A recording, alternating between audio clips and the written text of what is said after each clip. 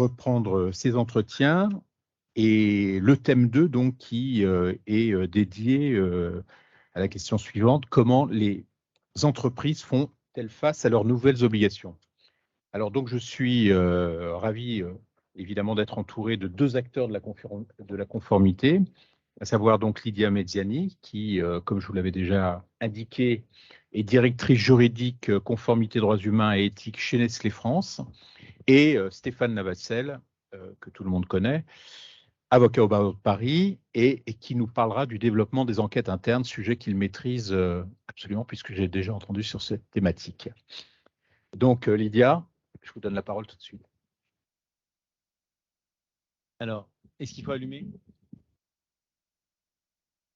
Je suis désolée, on n'a pas de slide, on s'était dit que c'était la partie pratico-pratique avec Stéphane que je ne connaissais pas, donc merci de m'avoir mis en contact.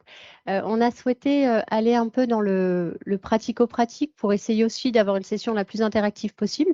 Donc n'hésitez pas à nous interrompre si on est abscon ou si c'est pas très clair. On va faire de notre mieux. Donc sur la partie en fait conformité, le sujet qu'on avait, c'était finalement c'est quoi être un acteur de la conformité. Ma position là-dessus, c'est qu'on est tous des acteurs de conformité et encore plus en entreprise. Et c'est d'ailleurs tout le challenge du responsable conformité, c'est d'essayer de mettre ensemble. On a chez Nestlé, en France, on est 12 000 personnes, 18 usines et on est en France depuis 152 ans. Donc, c'est vrai que ma priorité, c'est surtout ça, c'est d'essayer de donner du sens à des acteurs très différents. Vous allez avoir du top management, mais vous allez surtout avoir 80% de la force de travail qui est en usine. Donc, il est vrai que lorsque nos conseils, en tout début, on a appris à marcher ensemble, hein, quand sont arrivés les textes, devoirs de vigilance, mise en conformité, Sapin 2, quand on nous proposait des e-learning à des personnes qui forcément sont en travail posté en usine, ce n'était pas très pertinent. Donc, nous-mêmes, on a dû se remettre en cause, éviter le côté très parisien avec tous ces klaxons, tous ces machins là qu'on a adoré nous mettre pendant le Covid. C'était sympa, c'est vrai, mais nous, on a dû remettre beaucoup d'humains. Et c'était aussi, si on fait le lien avec ce matin, c'est surtout ça. Concrètement, ça veut dire quoi? Quel est notre référentiel commun? Et en usine, quand on y arrive, c'est votre test de crédibilité. Vous arrivez avec votre code de conduite. J'en ai un depuis 2011, donc on n'a pas attendu les lois récentes et c'est normal de l'avoir fait. Mais la personne sur sa ligne de prod, elle vous dit, ouais, lutter contre la corruption, moi, c'est bien de me faire ma formation, mais c'est parce que vous remplissez vos obligations là-bas au siège. Pas faux, mais pas que. Donc, on est là aussi pour réexpliquer pourquoi ça a du sens en redonnant des exemples concrets. Et c'est vrai que le lien, on s'est retrouvé comme ça, je pense, avec Stéphane, c'est la question de l'enquête interne, qui reste encore entourée de beaucoup de doutes. Alors, j'ai fait tout à l'heure ce parallèle avec le tribunal rabbinique. Le doute a du bon, mais en enquête interne, ce n'est pas ce qu'on attend d'une entreprise. Donc, dans notre rapport aussi de verticalité, l'usine attend de nous des réponses qu'on traite, qu'on soit juste. Encore, qu'est-ce que ça veut dire être juste dans ces moments-là? Qu'on soit proportionnel, c'est ça nos métiers. Et en même temps, il faut faire accepter à l'équipe dirigeante que ce n'est pas elle qui va décider. Et là, on remet de l'horizontalité. Donc, c'est un peu, je vais laisser la parole à Stéphane, puisqu'on a essayé de préparer de façon interactive tous les deux sur nos regards croisés, sur un seul et même sujet, avec, je crois, des points des doutes assez constants en la matière. Absolument. Est-ce que vous m'entendez? Oui, super. Donc le doute, c'est évidemment ce qui fait avancer et il faut avoir une forme d'appétence pour le risque, pour s'intéresser à la question de conformité, puisque par essence, on se situe par rapport à un process plutôt que par rapport à une norme. Mais j'espère que Lydia pourra nous expliquer les grandes étapes de la conformité, des révolutions de la conformité de son point de vue dans un instant. Qu'est-ce que c'est que quelques mots très courts sur l'enquête interne, parce qu'effectivement, on s'en fait une grande histoire. En réalité, c'est une chose très simple, une enquête interne, et vous en avez tous déjà fait. Alors, c'est un peu comme Monsieur Jourdan, peut-être sans le savoir, mais il faut simplement avoir un petit peu de méthode. Si on vous fait remonter comme ça a été le cas une fois, ce qui est allégué comme étant des fausses factures qui visent à se faire rembourser des faux frais, eh bien, vous allez mettre dans Google Street l'adresse du loueur de voiture dont on vous a présenté la facture pour remboursement et vous vous rendez compte que c'est un maraîcher, eh bien là, vous avez fait une enquête interne. En réalité, vous avez une alerte, un incident, vous avez un processus d'enquête qui vise à clarifier une situation donnée. Vous avez fait l'enquête était de mettre dans Google Street et vous avez fait un rapport, c'est un email qui dit bah, en fait, ça colle pas. Et donc, il faut interroger plus. Et s'il n'y a pas de réponse satisfaisante, eh bien, dans un rapport final, on peut conclure. Donc, qu'est-ce qui nous intéresse ici? C'est ce qui peut provoquer l'enquête interne. Alors, qu'est-ce qui peut provoquer l'enquête interne? Ça peut être lié à plein de domaines. Ça peut être des problématiques comptables et financières, bien sûr, essentiellement des problèmes RH, à 90%, je ne sais pas, peut-être plus, des problèmes éthiques, des pratiques commerciales, ainsi de suite. Ça répond aussi à une obligation de l'employeur. Ce n'est pas qu'une invention du génie de l'avocat qui cherche à se trouver des nouveaux modes d'exercice. C'est une obligation de sécurité. L'employeur se doit être réactif, de protéger aussi les personnes mises en cause. C'est pour ça qu'il y a une question de proportionnalité. Et comment est-ce qu'on se protège? Eh bien, on se protège grâce à la méthodologie. Et enfin, on aboutit avec un rapport. Donc, on dit ce que l'on va faire et on fait ce que l'on a dit.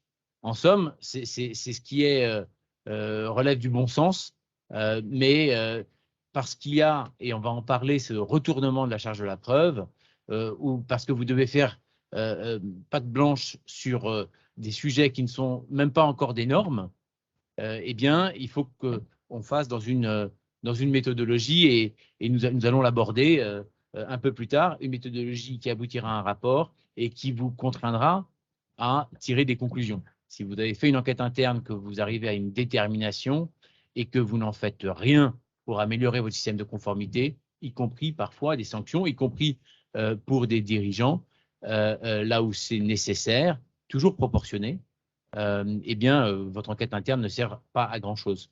Mais peut-être avant de plonger dans le sujet, les grands jalons, Lydia, les grandes révolutions qu'ont apporté la conformité et comment ça a pu transformer les entreprises aujourd'hui. Je dirais que c'est cette fameuse envie d'avoir envie. Avant, on avait déjà un dispositif d'alerte, on en a un depuis 2013, mais c'est pas culturellement, je crois que c'était pas quelque chose qui était admis, encore moins en entreprise. Surtout en France, il y a des pays qui sont très en avance sur l'alerte. En France, on a quand même un traumatisme historique autour de la dénonciation. Et vraiment, c'est le mot qui est utilisé, c'est de la délation, c'est de la dénonciation. On est en train de les accompagner pour leur dire, bah non, c'est vraiment, vous avez une corbeille, il y a un fruit pourri, il vaut mieux sortir le fruit plutôt que jeter toute la corbeille. Moi, j'y suis pas. Il y a encore beaucoup de réticences. Et il y a aussi dans mon milieu, en tous les cas industriel, un vrai respect de la hiérarchie. Donc, sur les enquêtes internes qu'on conduit, il va y avoir des signaux. On va avoir des personnes, ça va nous venir de façon anonyme très souvent. Et c'est là qu'on voit qu'on n'y est pas. Donc, on va avoir l'alerte, souvent anonyme.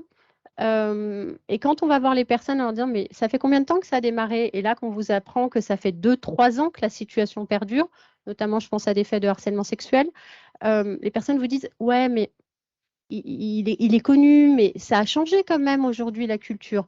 Donc, on doit le prendre en compte. On peut intérieurement bouillir et se dire, punaise, vraiment, c'est pas normal que ça arrive encore en 2022. Mais le mot clé pour moi, c'est vraiment la proportionnalité. C'est d'arriver dans les jalons à se dire, j'ai l'alerte. Est-ce que véritablement, c'est des faits qui sont susceptibles d'être en violation du code de conduite? Et à partir de là, on a un dispositif qui essaye d'être le même, de façon à avoir une certaine justice équilibrée pour les uns et les autres. J'ai 18 sites de production, j'ai des boutiques Nespresso, et je vais aussi avoir, donc on a une 60aine de boutiques Nespresso, et j'ai également les sièges. Donc le travail, c'est ça, c'est de se dire, OK, moi je vais arriver avec à peu près la même méthodologie, à peu près, parce qu'il faut prendre en compte les spécificités de nos milieux. Et à partir de là, on a l'alerte, on a un comité d'alerte qui est le seul habilité à déclencher ou pas une enquête interne. Ça évite le côté aussi un peu cow-boy qu'il peut y avoir parfois dans des équipes RH. Donc c'est ce travail-là et cette relation de confiance qu'on est en train d'essayer d'établir Et on va fêter en fait cette année les 40 ans de la décentralisation. Vous savez bien qu'en France, il y a eu l'envie, mais on n'est jamais allé jusqu'au bout de cette décentralisation. Bah, nous, on est un peu là. On a décentralisé beaucoup de choses, mais on recentralise énormément ces aspects conformité, plus que conformité, de compliance. Et l'enquête interne est un très bon exemple pour moi de recentralisation de nos sujets. Merci Lydia. J'aime bien l'idée du côté cowboy de l'équipe RH. Ils apprécieront aussi, évidemment, Si on pouvait ne pas tweeter cette partie-là, parce qu'on m'a demandé mon autorisation sur les tweets, je voudrais garder mon emploi. Merci. Mais je pense que l'exemple RH est un excellent exemple parce que on se pose toujours la question de savoir qui doit mener l'enquête et qui est le client quand l'enquêteur est externe ou interne. D'ailleurs, les mêmes principes se retrouvent à chaque fois. Et celui qui mène l'enquête ou celle qui mène l'enquête ne doit jamais être le décideur. L'enquêteur ou l'enquêtrice a un rôle dans la méthodologie qui doit être impartial dans son exécution. Ça ne veut pas dire qu'on est complètement indépendant, mais impartial dans son exécution. Et je disais, il faut qu'il y ait une décision in fine. La décision in fine, elle appartient très souvent à la fonction RH qui doit tirer les conclusions des faits étayés plus ou moins par l'enquête et qui sont donc des faits avérés ou pas. Et donc, il y a une décision à prendre sur la carrière de la personne. C'est pour ça que l'enquête menée par la fonction RH, pour moi, c'est toujours un sujet. Il faut aussi se méfier de l'instrumentalisation des enquêtes. Hein. On a beaucoup décrié en France l'extraterritorialité du droit, notamment américain, surtout américain, et donc que toute cette importation vise finalement à affaiblir, à déstabiliser des grands groupes européens, notamment. Et c'est vrai que les poursuites contre les champions chinois sont toujours dans l'attente, en tout cas. Donc, on a un peu l'impression qu'on est ciblé comme territoire. Donc ça, c'est un point à prendre en compte. Et donc, l'instrumentalisation, elle peut passer aussi par l'enquête interne. L'alerte reçue, c'est un phénomène de déclenchement d'une enquête interne, la découverte d'un fait litigieux, l'intervention d'une autorité de poursuite, de régulateur, que ce soit français ou étranger. Et attention, il ne faut jamais se réjouir d'une enquête sur un concurrent, parce que les régulateurs fonctionnent toujours par industrie. Secteur. Oui, par secteur, exactement. Donc, si votre premier concurrent se retrouve poursuivi ou condamné, ne vous frottez pas les mains. Allez voir comment ça se passe chez vous, parce que c'est très probable que ça se passe exactement de la même façon. Ça peut être aussi une obligation contractuelle.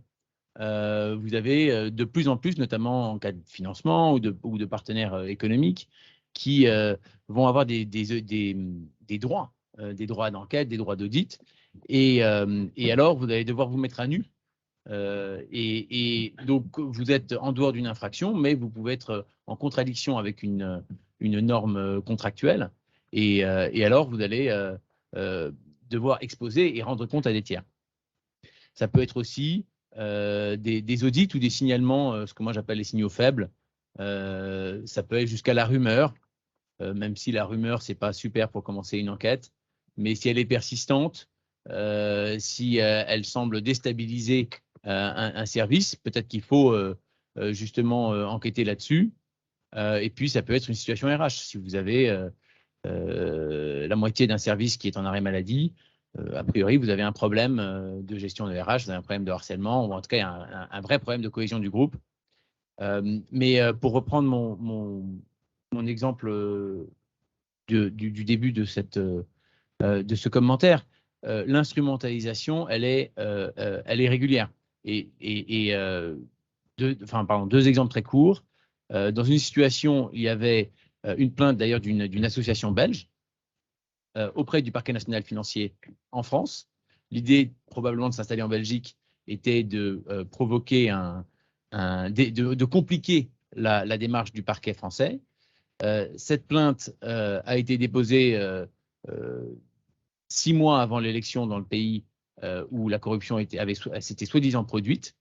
Et 15 jours avant l'élection, il y a des fuites très importante dans les journaux français, dans Jeune Afrique, pour parler d'un magazine qui couvrait le territoire donné, et dans un vrai but de déstabiliser l'élection pour obtenir des contrats, on peut imaginer, de l'auteur qui a commandité cette fausse association. Et donc, on a 10 jours pour agir, on a des conséquences dramatiques sur le sol, un État souverain étranger, et donc, on envoie des huissiers ici à Bruxelles, on se rend compte qu'il n'y a pas d'association, on va chercher le relevé de la préfecture, enfin l'équivalent de l'association, on se rend compte que c'est un monsieur, son épouse et sa maman qui sont les 3 uniques membres de l'association. Et puis on arrive, on apporte tout ça au PNF, on leur dit les gars, vous êtes en train de vous faire berner. Mais on ne sait pas. On ne sait pas au début d'où ça vient, on ne sait pas d'où ça va tirer. Un autre exemple d'instrumentalisation du système de conformité est un pays, une filiale dans un pays où le dirigeant du pays est mis en cause par une succession de 3 alertes qui émanent d'emails différents, qui portent sur des faits différents, mais sur une période donnée. Donc, un email, vous vous dites, bon, je vais regarder en interne. Un deuxième, vous vous dites, ça fait beaucoup. Un troisième, on dépasse le faisceau d'indices quasiment, on est dans la preuve. Eh bien, en réalité, je ne vais pas aller dans toutes les étapes, il s'agissait de la même personne qui avait pris 3 alias différents, et c'est uniquement quand elle avait fini par accepter de nous parler à nous, avocats externes, qu'on s'est rendu compte que l'interlocuteur sous un nom différent avait la même voix, la même intonation, et qu'on a pu dire à notre client, vous êtes en train de vous faire balader. Et pourtant, il avait déclenché tout le système de conformité. Pourquoi? Parce que c'était un ancien dirigeant de la boîte qui était parti chez un concurrent. Donc, il faut vraiment agir avec rigueur et encore une fois, ça paraît une règle simple, mais dire ce que l'on va faire et faire exactement ce que l'on a dit. Et s'il faut réviser le plan d'enquête, s'il faut réfléchir à la méthode, pas de problème, on documente. Et en fait, c'est cette traçabilité des décisions et de la méthode qui va protéger la personne morale. Et je pense que notre rôle d'avocat, c'est vraiment de rappeler cette méthode et d'accompagner la personne morale dans ce qui peut être une situation extrêmement stressante. Il y a c'est vrai, la traçabilité, mais il y a la transparence du dispositif. C'est vraiment pour moi les 2 piliers, en fait, pour être équilibré en compliance, c'est ça. Ce que je retiens quand même depuis ce matin, c'est qu'on parle en fait du fait que la compliance, elle soit systémique. Donc, en effet, on ne se réjouit pas si un concurrent a une enquête, parce qu'il y a quand même 2 niveaux. Il y a l'enquête des autorités, et ça a un effet, et ça c'est l'effet pervers, je trouve, de la compliance depuis quelques années, c'est que chacun se déresponsabilise sur le suivant. C'est le cas souvent en due deal, on va tous s'armer de nos contrats en rajoutant des clauses, en oubliant la base même du droit des contrats et des droits de la responsabilité. Parfois, vous avez des directeurs juridiques en face, de gros groupes aussi, qui vous disent « Non, mais on va rajouter quelque chose si jamais il y a une atteinte, si vous me causez un dommage. » Ouais, ça doit être votre cours de première année de droit, mais pourquoi pas. Donc, cette surenchère-là, je la trouve très dangereuse aujourd'hui. Et avec les conseils, c'est aussi ça, on essaye de rappeler conformité à la loi n'est pas respect du droit. Je pense fondamentalement qu'on est là. Pendant le déjeuner, on discutait du fait qu'avant, c'était quand même assez simple. La loi, elle te dit de faire ça ou pas ça. Aujourd'hui, vivre, c'est risqué. Donc, on a une interprétation que les entreprises acceptent de moins en moins. On est vraiment dans cette logique de prévention. Mais la prévention, quand c'est que de la prévention, ça annule un petit peu la dynamique. Donc, en préparant, on se parlait beaucoup des risques potentiels, ce qui pour moi, intellectuellement, moi qui aime tellement la langue française, je trouve ça juste aberrant de parler d'un risque potentiel. Un risque, il est potentiel, par essence.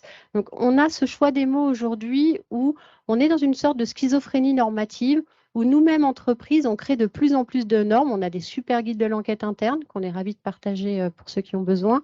On fait beaucoup de formations, mais notre vrai risque, en fait, tout ce qu'on a toujours en radar, c'est est-ce qu'on va avoir ou pas une enquête des autorités. Et à partir de là, on n'accepte pas le risque en interne, donc on va tout verrouiller. On a eu le cas il y a 15 jours, on a une alerte pour des faits potentiels de menaces de mort. On a déclenché, mais enfin, c'était l'arme nucléaire. C'est un mauvais jeu de mots en ce moment, mais on a déclenché l'arme nucléaire, mais la montagne, elle a accouché d'une souris. C'était en fait 2 clans dans un laboratoire, dans un lieu de production, qui ne s'aimaient pas, et chacun disait que l'autre, il avait dit qu'il avait dit. Bon, on s'est retrouvés là à être 4 à faire une enquête interne dans une des usines pour finalement rien. Donc, c'est un peu le côté aujourd'hui, cette proportionnalité, je trouve, dans nos métiers, Alors en théorie, on est tous prêts, on est tous armés, on est tous au clair, mais comme on n'accepte pas le risque, on est en train de déclencher énormément d'enquêtes internes sur des sujets où parfois une simple discussion suffirait. Et c'est là que c'est dangereux, on arrive un peu dans Pierre et le loup. À force de crier au loup, je me dis toujours qu'il y a des choses que je vais rater parce qu'à force de faire des enquêtes internes sur des sujets qui ne nécessitent pas, on a tellement peur que l'autorité, si elle est au courant de ce genre de choses, nous dise bah, c'était systémique, c'est dans votre entreprise, vous avez laissé faire, qu'en effet, on est vraiment dans une traçabilité, d'une transparence, on documente tout ce qu'on peut, ce qui est une très bonne pratique. Hein. Ne me prenez pas, hein, je suis vraiment pour tout documenter, mais c'est à quel moment on arrive à prendre un peu de recul et de ne pas être dans cette sorte de présomption de culpabilité qu'on a systématiquement, des autorités vis-à-vis des entreprises, mais des entreprises vis-à-vis de ces présumés coupables ou harceleurs ou autres. Donc, c'est vraiment ce juste milieu que je trouve aujourd'hui, dans nos métiers, en tout cas acteurs de conformité, très difficile à porter. Non, absolument. Je voudrais simplement insister, si nous sommes convenus avant notre propos qu'on pourrait interagir avec tous ceux qui sont présents, donc n'hésitez vraiment pas à lever la main, à nous faire part d'une question. L'objectif, c'est vraiment de répondre aux interrogations qu'il peut y avoir. Tout simplement aussi de voir comment vous gérez sur des cas comme ça. C'est vrai qu'en toute honnêteté, il faut quand même qu'on soit assez honnête. Directeur juridique et avocat, c'est une pratique qui est une réaction à ce qui s'est passé aux États-Unis. On n'a pas pris le temps de la penser en France. Mais je crois fondamentalement que c'est ça, c'est prenons le temps, et c'est pour ça que moi j'étais très volontaire et ravie d'avoir été invitée, c'est d'échanger sur ces pratiques-là pour essayer de les théoriser. Pour les entreprises européennes, il y a clairement un avantage d'être européen aujourd'hui en faveur notamment d'une certaine d'un certain amour, je crois, des droits humains et des droits environnementaux. Alors, je suis un acteur industriel, donc vous allez me répondre évidemment que j'ai besoin que la planète soit en état. Mais c'est un vrai enjeu. Super. Allez-y.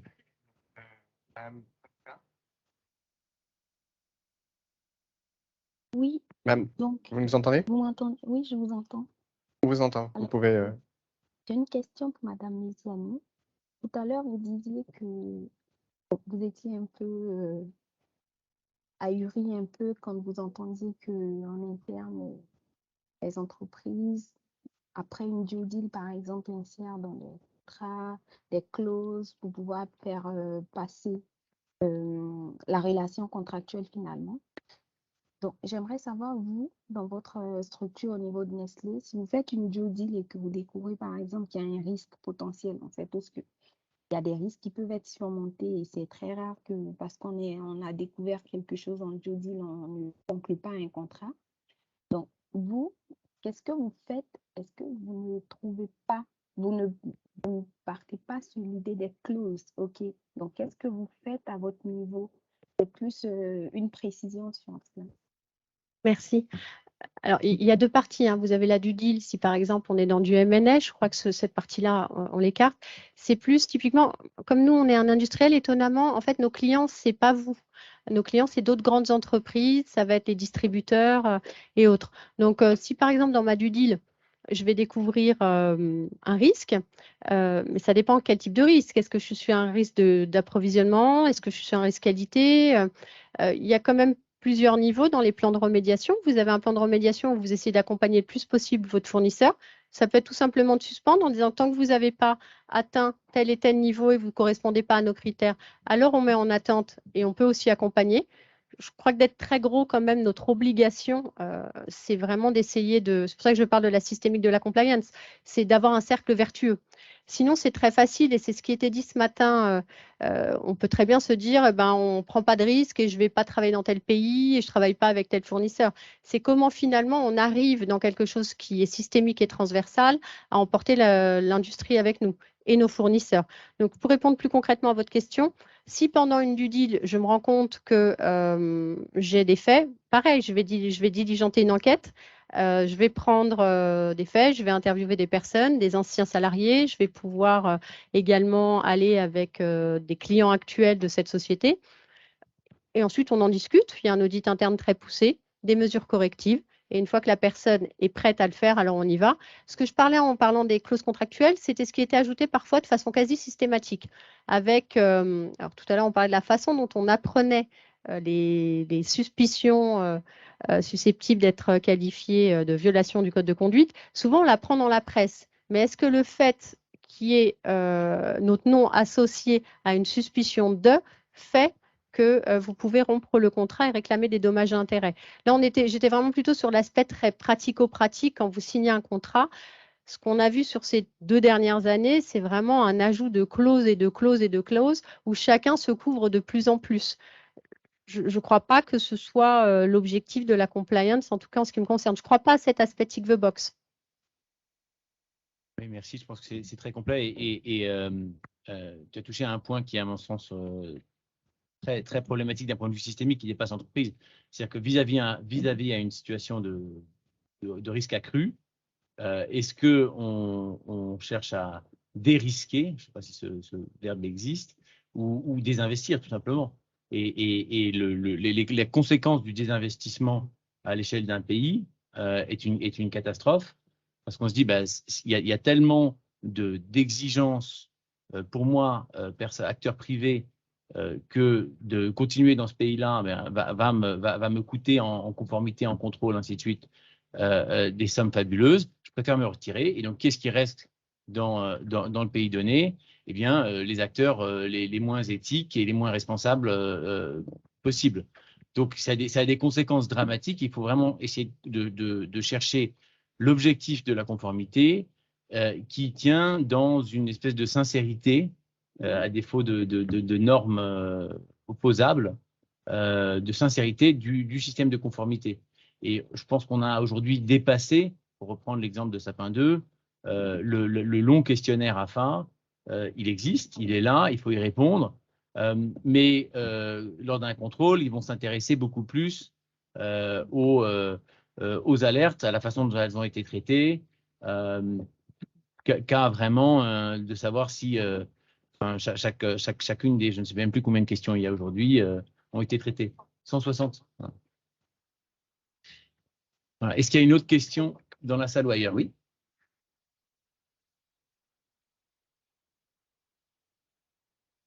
Est-ce que, avant de devoir de vigilance et puis conformité, ou est-ce que c'est quelque chose de ta part?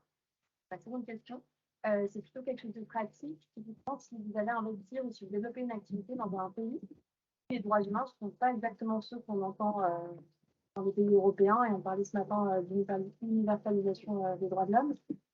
Je pense typiquement à des problématiques de discrimination à l'emploi entre hommes et femmes. Voilà, si nous, sous notre entreprise, on considérait qu'il y a une problématique sur ce point-là, mais que dans l'état où l'activité va être développée, eh ben, en fait, c'est comme ça. Et typiquement, je ne sais pas moi, certains emplois ne seraient pas ouverts aux femmes. Et voilà, comment on arrive à gérer concrètement qu'est-ce qui fait la loi étatique Alors chez nous, c'est marqué à peu près partout pareil, dans tous les pays. On opère dans 181 pays. Donc, ce qu'on dit, c'est que chez nous, c'est nos standards internes. C'est pour ça que je disais qu'on était nous-mêmes producteurs de normes et qu'on contribue à la schizophrénie normative. On crée beaucoup de normes. Je vous donne un exemple plus concret, parce que sinon, vous allez me dire, ouais, bon, ok, and so what. Reprenons votre exemple concret sur quid de la discrimination.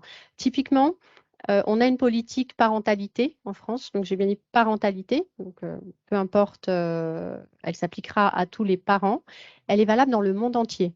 Vous savez très bien que le droit américain n'était pas, je dirais, très accompagnant en matière de congé parental. Donc, nos politiques internes s'appliquent dans le monde entier.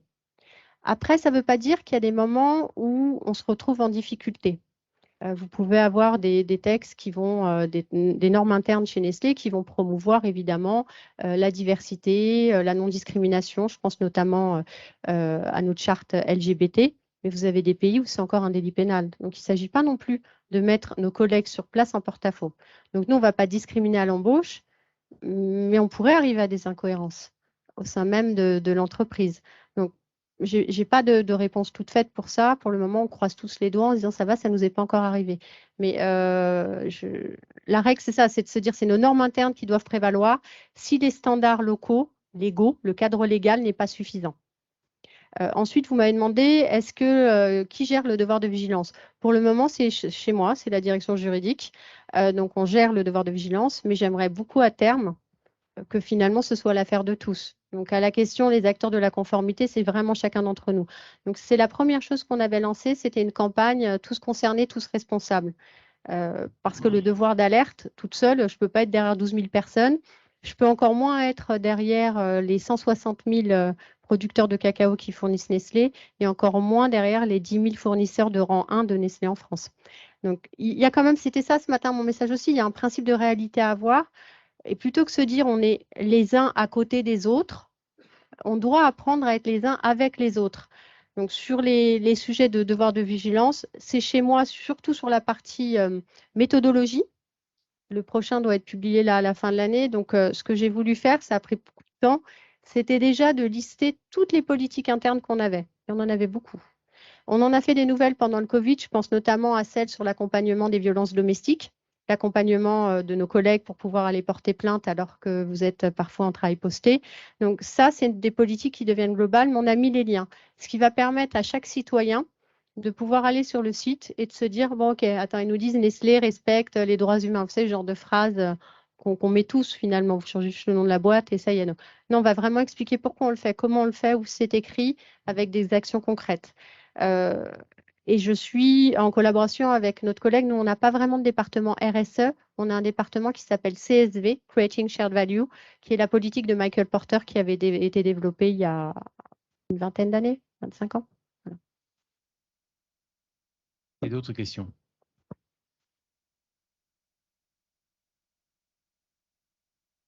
Bonjour, Aurélie Boulbin, avocat. Moi, j'avais une question pour vous, Madame Mediani, sur la confrontation entre les impératifs économiques, financiers de l'entreprise et vous à la conformité. C'est-à-dire que nous, en tant qu'avocats, on se retrouve parfois à accompagner nos clients dans la rédaction de chartes, de clauses, où on impose des clauses extrêmement fortes sur les droits humains ou sur un certain nombre d'obligations aux fournisseurs. Et après, on sait que par derrière, d'autres départements de l'entreprise leur imposent des négociations extrêmement difficiles sur les prix qui, pour eux, rendent plus difficile le fait de respecter un certain nombre de normes en droit du travail. Et je voulais savoir si dans une entreprise comme Nestlé, vous travaillez ensemble pour aussi s'assurer que ce qui est imposé aux fournisseurs est, au vu des conditions économiques qui lui sont parallèlement imposées, viable, faisable, voilà. Alors, on a en effet toute une due diligence, mais pareil, elle est publique. On a un code fournisseur chez nous, où c'est plutôt des grands principes. Et je reviens sur la création de valeur partagée, parce que notre idée, c'est de dire plus on va avoir des fournisseurs qui seront contents de travailler avec nous, plus ils vont nous fournir en priorité, et plus ils feront attention à nos demandes. C'est pour ça que je parle beaucoup de côté création de valeur partagée, de systémique. J'ai tout intérêt à plutôt bien traiter les personnes qui travaillent avec nous parce qu'ils vont me donner leur meilleure production, ils vont me livrer en priorité. Pendant le Covid, la vraie galère des industriels, c'était d'être livrés en temps et en heure. Hein. On n'arrivait pas à être livrés parce que les chauffeurs routiers, ils n'avaient plus d'endroit pour se restaurer, pour se poser. Donc, spontanément, les usines, elles, ont mis en place des accueils des chauffeurs routiers. Vous pourriez me dire, ce n'est pas le chauffeur routier qui est mon client, c'est plutôt la boîte de transporteurs, etc. On n'est pas du tout allé dans cette démarche. Je crois que d'être un industriel, ça aide. Après, vous allez me dire qu'évidemment, d'être un industriel à 89 milliards, ça aide encore plus. C'est vrai. Mais on est toujours très regardé. Il y a un proverbe africain qui dit seuls les plus grands arbres prennent le plus de vent. Donc, évidemment, on a intérêt aussi à agir toujours de façon la plus exemplaire possible et pas se contenter de se conformer à la loi.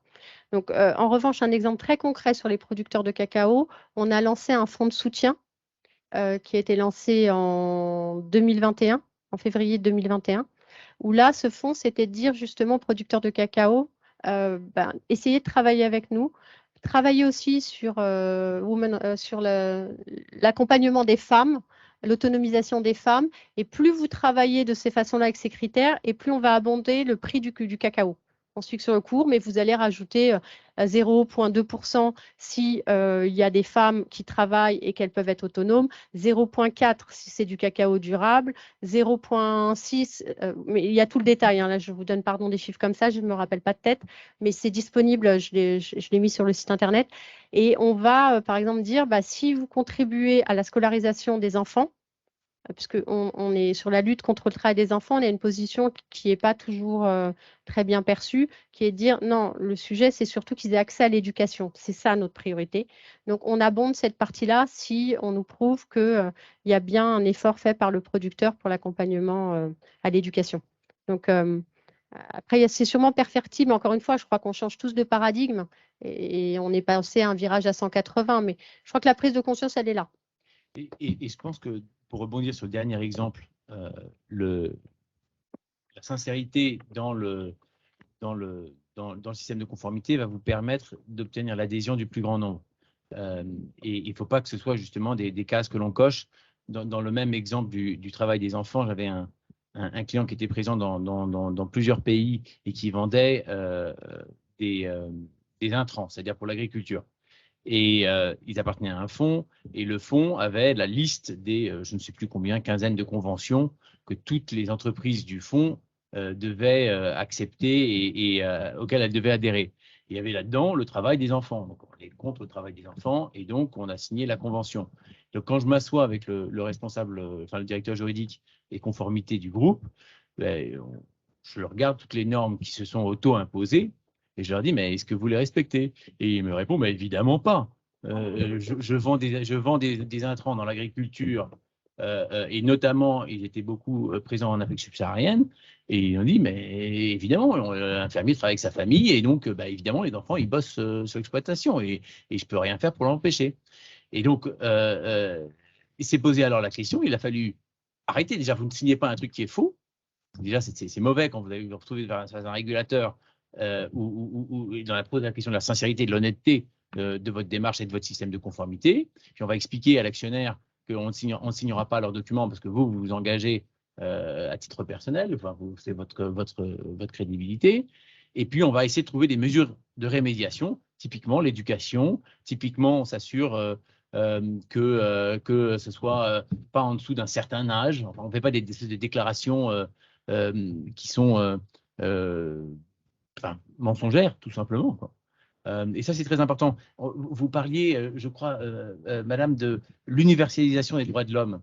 Et je trouve ça intéressant de voir que l'universalisation, en réalité, elle vient des acteurs privés. On est aux 75 ans, tout au contrôle de la Déclaration universelle des droits de l'homme. J'ai 6 mois de trop, c'est ça? De moins, oui, c'est ça, oui, exactement, vous voyez. Et on me faisait remarquer assez justement que les signataires de cette convention internationale étaient des pays essentiellement d'Europe de l'Ouest, qui avaient tous des colonies, et on m'a fait dans cette conversation le parallèle entre les pays qui prenaient une position et je ne fais pas ce parallèle moi-même, juste pour être absolument clair, entre les pays qui étaient dans une neutralité par rapport au conflit lié à l'invasion de l'Ukraine par la Russie et ceux qui prenaient le parti de l'Ukraine, en somme. Et ils me disaient, regarde, tu te retrouves à peu près les pays colonisés. Alors tu vas aller demander aux pays de fêter les 75 ans d'une déclaration qu'ils n'ont pas signée, et pour cause, parce qu'ils n'étaient pas un pays officiellement pour les Occidentaux, entre guillemets. Donc, peut-être que le salut vient de l'acteur privé, j'en sais rien. Je ne dirais pas qu'il vient de nous, c'est surtout que comme quand vous... c'est l'exemple que j'aime beaucoup, quand vous prenez un KitKat, vous voulez qu'il ait le même goût ici à Bruxelles qu'à Paris ou à Milan. C'est un peu pareil pour nos sujets. On ne pourrait pas, je crois, se permettre, grâce aux ONG, grâce aux médias, on ne pourrait pas se permettre d'agir de façon différente, je crois, d'un pays à l'autre. Ça, je crois que c'est révolu. Et me dire qu'on signe des chartes un peu tick-the-box, moi, je trouve ça perso très dangereux en tant que directrice juridique. De toute façon, on a un groupe qui a une aversion pour le risque, donc on n'irait pas là-dedans. Mais votre question sur à quel moment nos propres contraintes, on ne les fait pas subir à l'autre, Donc cette notion finalement de volonté et consentement, elle est essentielle. Je suis certaine qu'il y a des sujets sur lesquels nous aussi, hein, on les découvre. Il y a des choses où on ne s'était pas posé la question. Un exemple, on ne s'était pas posé la question. On fournit, on travaille avec des sociétés qui nous fournissent du thon pour des croquettes. Et évidemment, bah, c'est les pêcheurs hein, qui pêchent le thon. Jusque-là, c'est rationnel. Mais ce qui nous a été reproché, à juste titre encore une fois, c'est qu'on ne s'est pas posé la question de savoir, une fois qu'ils partaient en mer, parce que les thons, ils n'attendent pas devant. Donc, ils ont dû partir très loin en mer. Mais c'est vrai qu'on aurait dû se poser cette question, mais vraiment, personne, et on est plutôt terrain avec mon collègue Yann Wyss, on ne s'est pas posé la question de se dire, bah, tiens, comment ils se reposent d'ailleurs quand ils partent en mer pour la saison de la pêche au thon? Comment ils récupèrent sur Terre? Et ça nous a été reproché. Je crois qu'aujourd'hui, le devoir de vigilance, il va très très loin. C'est une bonne chose, mais pas en faisant procès aux entreprises de ne pas y avoir pensé sciemment. Parfois, accepter de notre part un peu, c'est un peu comme le veau d'or. Vous avez vu, j'aime beaucoup les références différentes. Mais c'est un peu comme dans le veau d'or. Il faut accepter aussi, et c'est pour ça que j'aime la justice négociée, parce qu'elle crée un espace de dialogue où on reconnaît que bah ouais, en fait, j'y ai peut-être pas pensé. Ça ne veut pas dire que je l'ai fait intentionnellement, mais j'y ai peut-être pas pensé. Donc, je reprends juste, je pondère mon propos en me disant que peut-être je dois me poser davantage cette question dans ma due deal. Je ne sais pas. Donc, merci. Merci. Oui, Madame Méziani, puisque vous parlez justement de procès et de fautes, je rebondis sur vos propos, puisque vous évoquiez tout à l'heure l'importance, et je partage votre sentiment, de travailler ensemble, avocats et juristes. Et je sais que Stéphane Navassel anime des formations dans les écoles de formation avocats, juristes et magistrats. Et la directrice de l'École nationale de la magistrature que je suis est intéressée par votre témoignage, Stéphane. Qu'est-ce que ça apporte d'aborder aussi ces questions avec les magistrats, puisque ce sont des terrains sur lesquels on avance ensemble, et c'est un positionnement avocat, juriste, magistrat qui est assez unique, que la justice négociée pourrait être un autre terrain de jeu que celui qui oppose habituellement de l'autre côté de la barre. Donc, est-ce que ça vous ennuie de Alors non, absolument. témoigner? Merci. On pourrait passer l'après-midi sur le sujet et même plus.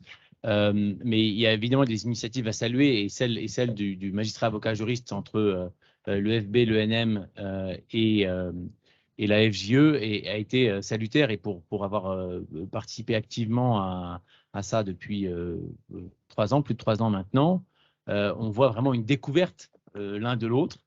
On découvre la pratique au quotidien, on comprend finalement les réalités qu'un magistrat qui arrive pour une perquisition et il pense que on cherche à temporiser volontairement, alors que c'est simplement la personne à la réception est pris de panique devant l'arrivée d'un magistrat accompagné d'enquêteurs de police. De même que la mauvaise foi du magistrat est souvent fantasmé comme étant une chose inéluctable, alors que c'était évidemment pas vrai, et on le voit dans la justice négociée que moi je pratique au quotidien. Mais c'est essentiel d'avoir ce dialogue, de se parler, et on sait que ce dialogue, c'est une condition aussi de souveraineté sur le plan juridique, et on sait, outre-Atlantique notamment, qu'on passe de magistrat à avocat à responsable ou directeur juridique plusieurs fois dans une même carrière. Et donc, il y a cette force, et on parle, c'est à la mode en ce moment de parler d'équipe France ou d'équipe Europe. Eh bien, il faut aussi qu'il y ait une équipe du droit capable de se parler et de comprendre les enjeux en dehors du dossier donné. Évidemment, ça suppose la bonne foi, mais la bonne foi aussi, elle doit être acceptée et comme étant sincère par l'ensemble des parties prenantes. Après, il y a un long chemin au devant de nous, et cette démarche-là, elle est salutaire, et il faut absolument la pérenniser. Voilà. Je donne un exemple, mais on est en train de travailler à faire une journée entière sur l'urgence. C'est génial. Qu'est-ce que c'est que l'urgence pour un magistrat? Qu'est-ce que c'est que l'urgence pour un avocat? Qu'est-ce que c'est que l'urgence pour un directeur juridique? Eh bien, ce n'est pas du tout la même chose. Est-ce qu'il y a des questions sur Internet ou Oui. Il y a en effet une question sur Internet de monsieur Jambin, à nouveau. Oui, bonjour Lydia, bonjour Stéphane. Une petite question. Vous aviez commencé par cela, mais avant de prendre beaucoup d'altitude, donc j'ai de hauteur dans vos échanges, donc j'ai un petit peu de scrupule à revenir au début de vos propos. Ma question était la suivante. Vous donniez l'impression tous les deux que l'enquête interne, qui est un vrai sujet d'actualité, est en train de se judiciariser. Vous avez l'un comme l'autre parlé de proportionnalité. On voit avec la transposition de la directive lanceur d'alerte que le sujet de l'enquête interne va devenir vraiment une problématique saillante pour les opérateurs économiques. Et ma question, c'est quid des droits à la défense dans l'enquête interne? Je sais que Stéphane, c'est votre dada. Et est-ce que vous pouvez nous en parler un tout petit peu, s'il vous plaît?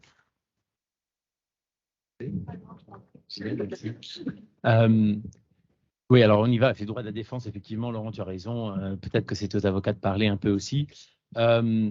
C'est très difficile d'avoir l'indépendance quand on mène l'enquête et en apparence et quand on a un client.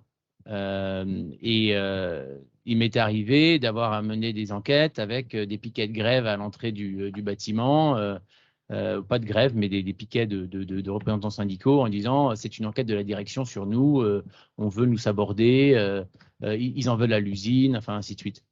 Et ce qui est essentiel, c'est évidemment l'indépendance de l'enquêteur, et c'est pour ça d'ailleurs qu'on va chercher un avocat. Encore une fois, 98% ou 99% des enquêtes se font sans avocat. Et ce que l'avocat va apporter, c'est cette indépendance, cette déontologie, et donc justement les droits de la défense. Et ça sous-entend un certain nombre de choses, de ne pas piéger. D'abord, nous ne sommes pas enquêteurs de police, nous n'avons aucun pouvoir de contrainte. Donc, si le salarié veut se lever et sortir, il peut. Évidemment, contrairement à un droit au silence, ça pourra être interprété comme un refus de coopération dans l'exécution de son contrat de travail. Il s'agit aussi de présenter les documents à l'avance. Si ce n'est directement à la personne, si on a des problématiques de confidentialité, en tout cas à son avocat. Il s'agit de protéger dans les questions et dans le travail dans l'enquête qui a été effectuée, la réputation de chacun. Il s'agit d'agir avec diligence, on ne fait pas traîner la situation ad vitam. On ne traite pas non plus de la même façon un cadre dirigeant qui à vocation est disponible tout de suite par définition à cause de son poste. Il doit prendre les décisions qu'il faut. Il faut qu'il soit là à raison de son poste. Un cadre dirigeant, je disais, que d'une personne qui est dans le management à un niveau local et qui, ne serait-ce que de voir arriver Lydia, le fait trembler. C'est pire si c'est l'avocat qui arrive en usine. Pire, ah oui, l'avocat, c'est pire que tout. Donc évidemment, il faut se poser cette question-là. Il ne faut pas non plus mener des enquêtes sur ordre. Et ça, c'est notre serment, c'est notre indépendance. Alors, je donne un exemple parce que c'est très concret. Souvent, je reçois les questions déontologiques liées à l'exercice de l'enquête interne. Et donc, l'ordre envoie un confrère qui m'appelle et qui me dit « Bon, j'ai un client, très bien, bravo. Il veut que j'enquête sur son directeur financier parce qu'il veut s'en séparer. » Alors, je lui dis bravo de m'appeler, c'est bien parce qu'il faut. Non, mais il ne faut pas rester seul. C'est l'énorme problème de la profession d'avocat. Quand on fait des erreurs, c'est parce qu'on reste seul. Et n'oublions pas qu'on a la moitié de la profession qui sont dans des structures avec avocat unique. Donc, c'est la solitude, c'est un sujet, c'est là où on fait les erreurs. Et donc, je dis bravo de m'appeler, c'est bien. Et puis, en même temps, votre client vous donne le résultat de votre enquête. C'est-à-dire, il faut virer le gars. Vous voyez les difficultés de commencer une enquête sur rien. Et c'est pour ça que quand moi je prépare un plan d'enquête, encore une fois, ça paraît très simple. Sur le site internet du cabinet, tout est en open source. Et vous avez les formations et tout ce qu'il faut.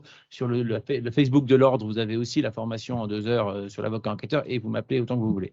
Là, je ne peux pas faire plus d'ouverture. Mais on écrit, on dit ce que l'on va faire et on fait ce qu'on a dit. Et donc là, qu'est-ce qu'on va faire? Toujours dans le plan d'enquête, c'est pourquoi est-ce qu'on enquête?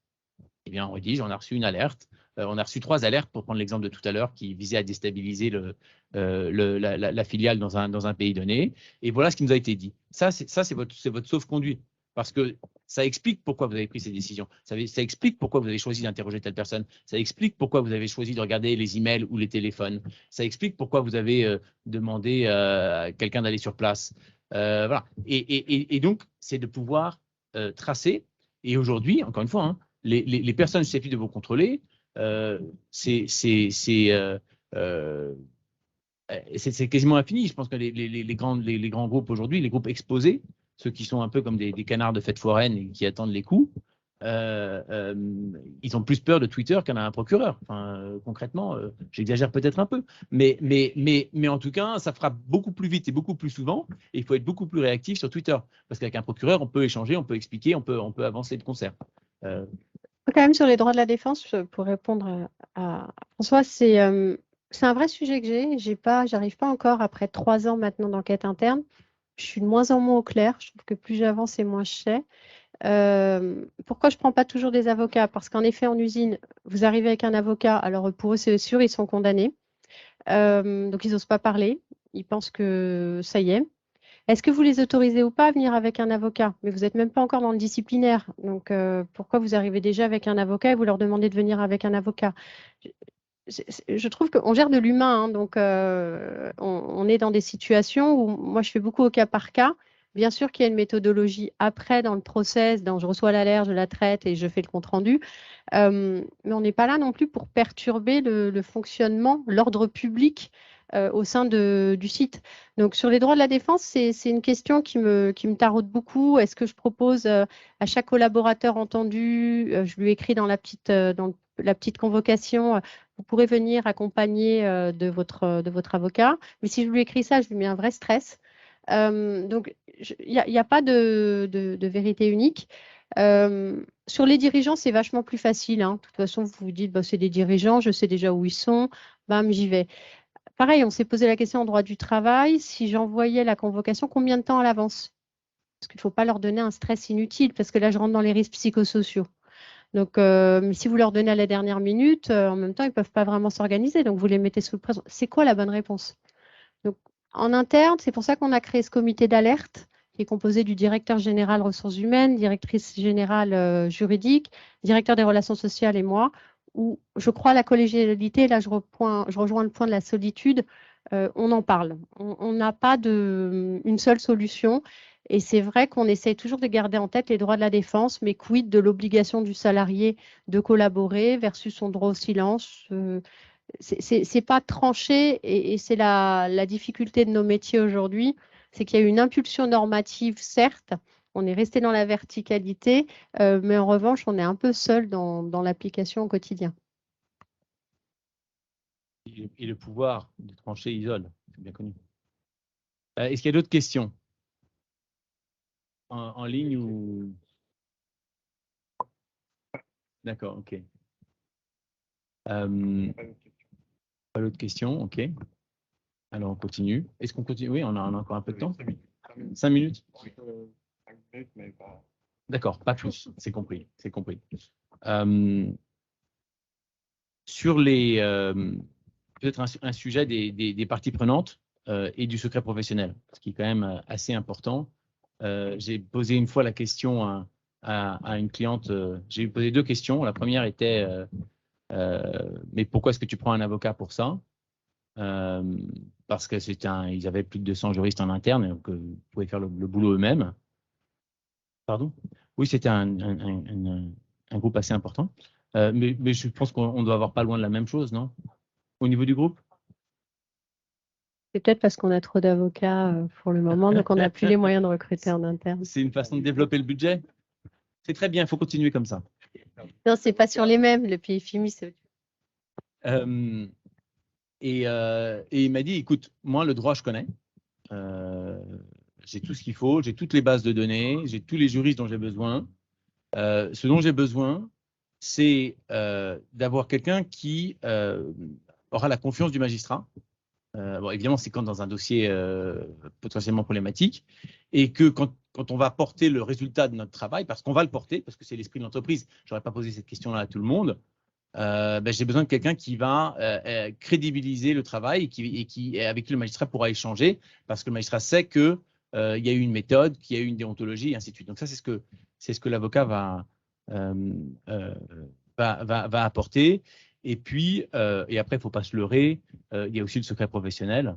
Et ça, c'est une des garanties. Et c'est souvent pour cette raison-là aussi que les clients vont se tourner vers les avocats. Alors, se poser la question du secret professionnel dans l'enquête interne, c'est essentiel. On est normalement dans notre activité sur la loi confiance couverte par le secret professionnel. Attention aux exceptions en matière de corruption notamment. J'allais dire, le dernier sujet d'attention, ce sont les entretiens. Les entretiens de l'enquête interne. Quand vous êtes un avocat enquêteur, la personne a le loisir de venir accompagner, enfin le loisir, je ne sais pas, mais la possibilité de venir accompagner par un avocat. Dès lors, vous avez 2 avocats, 2 clients, et se pose alors immédiatement la question du secret professionnel, non pas sur les notes de chacun, là c'est assez acquis, mais des échanges. Et si on regarde le droit positif aujourd'hui en France, on peut imaginer, moi je ne l'ai jamais vu, un enquêteur demander de rendre compte de l'entretien. Donc voilà, il faut se poser ces questions-là. J'ai déjà été convoqué par l'OCLIF qui m'a demandé de rendre un compte-rendu de mon enquête interne. Alors à ce moment-là, on appelle tout de suite l'ordre parce qu'on ne faut pas rester seul, encore une fois. Et j'ai pu répondre, je ne sais plus combien de fois, mais plus d'une centaine, secret professionnel, je suis désolé, je ne peux pas vous répondre. Mais voilà, on est dans ces situations quand même de défiance, de tension, surtout quand il s'agit de sujets potentiellement transnationaux qui pourraient avoir des effets sur dans des domaines ou dans des industries pardon, qui sont potentiellement sensibles. Ne restez pas seul, couvrez-vous avec une méthode et attention aux limites du secret professionnel. Oui.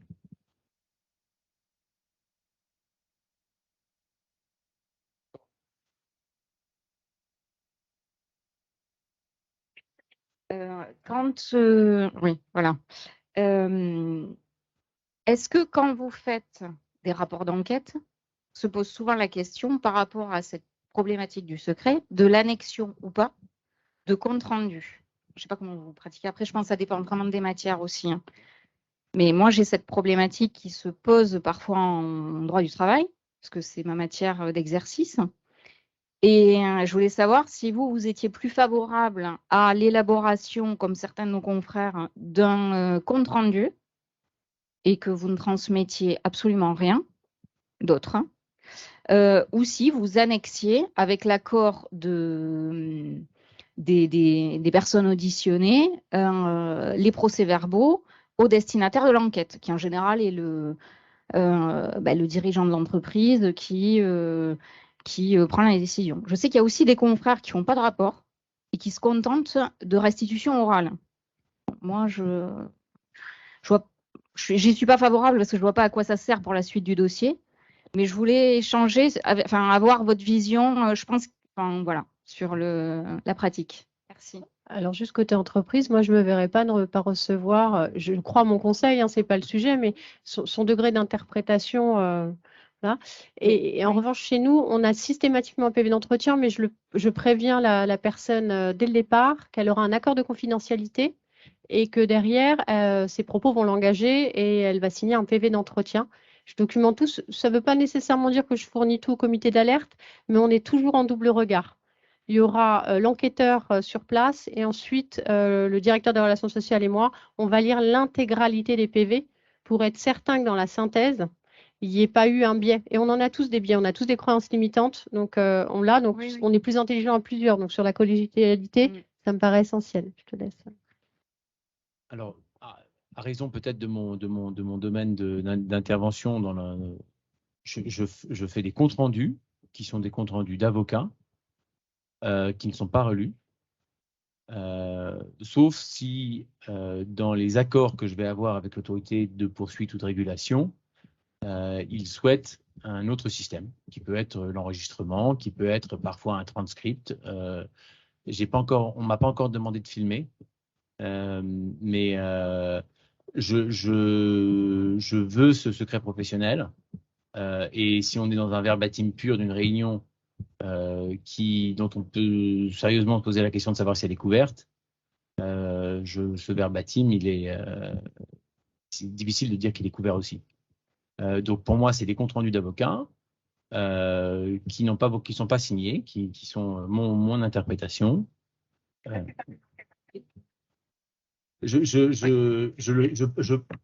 Quand moi j'interviens, il y a très souvent une autorité pas loin. Voilà.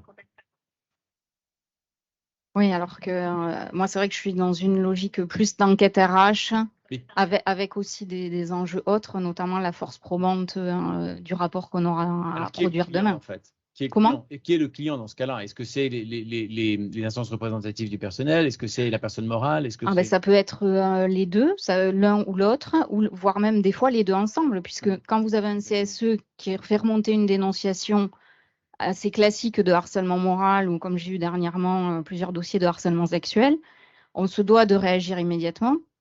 Et donc là, des enquêtes conjointes souvent sont mises en œuvre. Donc ça peut être les deux. Et d'ailleurs, pour rebondir sur ce que vous disiez par rapport aux droits de la défense, se pose aussi la question de l'audition des personnes mises en cause. Mhm. Parce que, du moins en matière sociale, la Cour de cassation admet qu'on puisse faire une enquête sans entendre la personne auditionnée. Donc, selon les matières, je pense qu'il y a vraiment une adaptation à faire. En fait, Enfin, on a un beau chantier, hein, je crois. En réalité, il y a énormément d'efforts de normalisation de ça, et nos amis allemands avaient d'ailleurs, il y avait un projet de loi qui visait à faire entrer l'enquête interne dans la loi, avec le droit à la défense, le droit au silence, ainsi de suite. On voit que le PNF et l'AFA ont voulu rédiger des lignes directrices sur le sujet, qui pour l'instant sont sur l'étagère. De ce que je comprends, elles vont y rester. Mais c'est possible que quelqu'un vienne les reprendre. Parce qu'en réalité, c'est ce que Lydia nous a dit, et c'est peut-être le mot de la fin, parce que sinon, Monsieur le Président, vous allez nous tirer les oreilles. Comme Lydia l'a dit, il n'y a pas deux enquêtes pareilles. Ce sont des situations de fait, ce sont des situations humaines qui divergent. Et par contre, d'avoir monopolisé, si tu veux, le mot de la fin. Le mot de la fin pour... contradictoire, hein, les droits de la vie. Très bien, merci beaucoup.